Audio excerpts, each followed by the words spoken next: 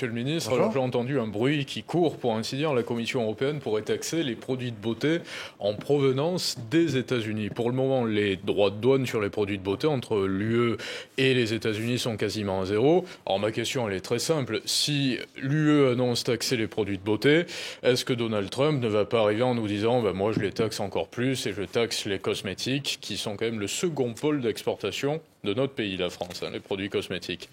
La réponse, elle est très simple. Personne n'a intérêt à une guerre commerciale, ni les États-Unis, ni l'Europe. Et ne comptez pas sur l'Europe pour porter le premier coup. Ça ne sera jamais le cas.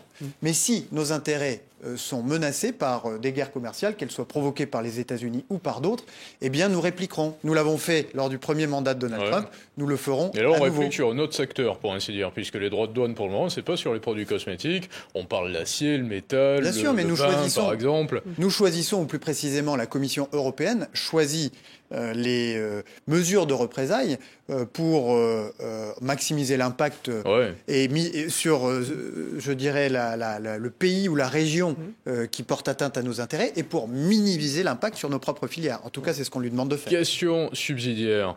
Je me mets dans la position de LVMH, par exemple, ou Kering, tous ces groupes de luxe qui sont de gros exportateurs de cosmétiques.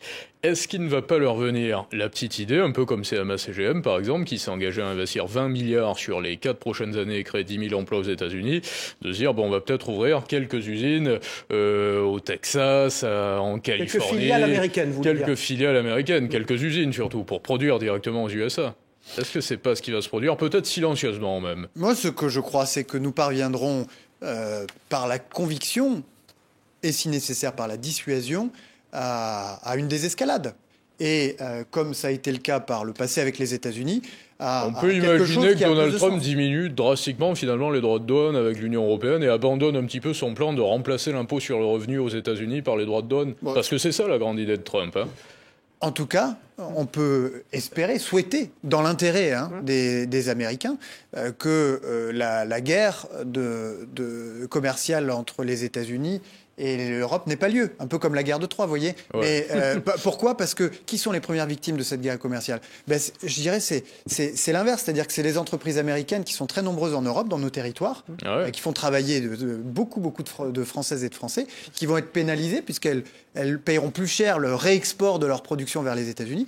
Et puis, les deuxièmes victimes, c'est évidemment les classes moyennes américaines qui vont payer plus cher leur panier de consommation. Une petite question personnelle. Vous connaissez Marco Rubio, votre homologue, le secrétaire d'État? Le secrétaire d'État, je rappelle aux téléspectateurs, c'est le ministre des Affaires étrangères américain. Vous le connaissez? Bien sûr. Bon, vous l'avez rencontré. Il est comment? Parce qu'il a l'air pas plus timoré, mais on l'a vu dans l'échange avec Volodymyr Zelensky à la Maison-Blanche, il était moins présent. Vous parlez avec lui? Il y a un dialogue ouvert? Absolument. C'est un grand expert des affaires internationales.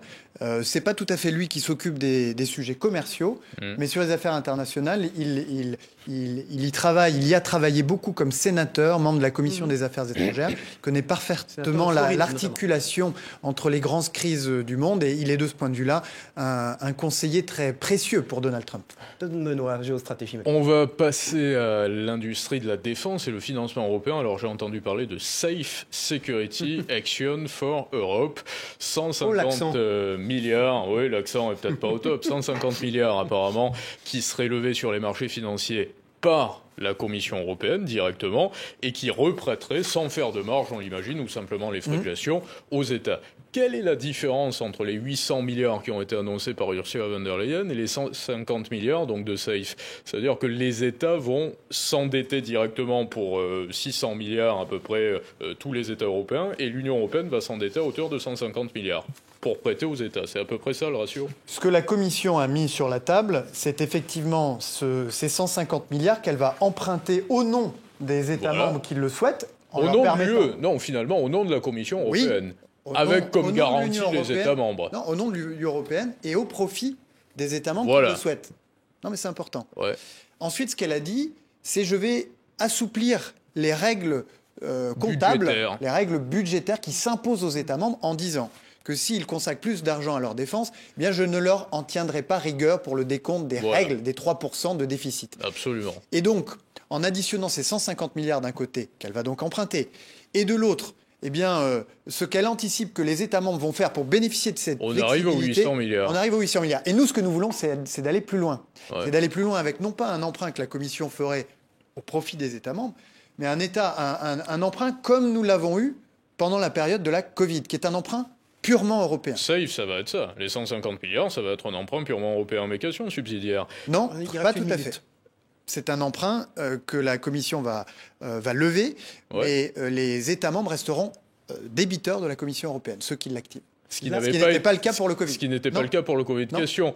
Pour le moment, les revenus de la Commission européenne, c'est les droits de douane, c'est la contribution des États membres. Si le président de la République a parlé, pour financer ces emprunts, de la taxe sur les services numériques. Si la Commission s'endette davantage, sa notation par les agences risque d'être abaissée si elle ne trouve pas de nouveaux moyens, finalement, de lever l'imposition, on va dire. Je viens de vous répondre. Le président de la République a parlé comme ressource pour soutenir ces emprunts de la taxe sur les services numériques. La une de Géostratégie Magazine, Tom Benoît. Est-ce que vous avez des lingots d'or, monsieur le ministre? Est-ce qu'il faut Je ne crois pas, avoir en réserve? Je vais vérifier. Vous ne croyez pas, on le sait généralement, si on en a. Ah, votre personnel? Non, pas du tout. Parce que je vois que c'est quand tout si l'or s'impose plus de $3000 pour l'once d'or qui n'en finit pas de monter. Valeur refuge, finalement. Valeur refuge, les marchés financiers qui vacillent aux États-Unis et l'Europe qui se porte plutôt bien par contre. Les marchés européens. J'ai d'ailleurs fait le calcul. Personne n'y croyait. Absolument. Et là, le moment, en tout cas, pour ceux qui ont investi dans les marchés européens il y a 6 mois, c'est vrai. Et vous savez, juste un dernier point, que l'État a gagné beaucoup d'argent justement parce qu'il avait beaucoup de parts dans les valeurs de la défense. Merci Tom Benoît. Société de la défense. Merci à vous. De la rédaction de Géostratégie Magazine.